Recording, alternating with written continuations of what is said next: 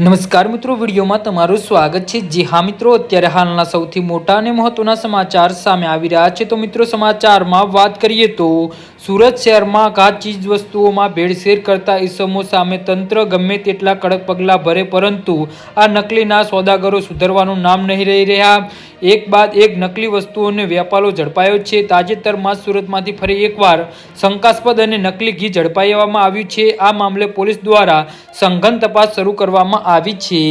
જી હા મિત્રો, અત્યારે હાલના સૌથી મોટા અને મહત્વના સમાચાર સામે આવી રહ્યા છે।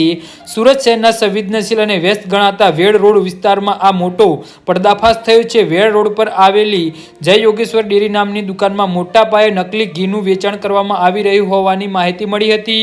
પોલીસે બાતમીના આધારે આ ડેરી પર રેડ કરી હતી અને આ રેડ દરમિયાન ગ્રાહકોના સ્વાસ્થ્ય સાથે ચેડા કરતા આ કૌભાંડનો પર્દાફાશ કરવામાં આવ્યો છે। જી હા મિત્રો, તો આના વિશે તમારું શું કહેવું છે તો નીચે અમારી કમેન્ટ બોક્સમાં જરૂરથી જણાવજો અને અમારી યુટ્યુબ ચેનલને સબસ્ક્રાઇબ કરવાની ભૂલતા નહીં। ધન્યવાદ।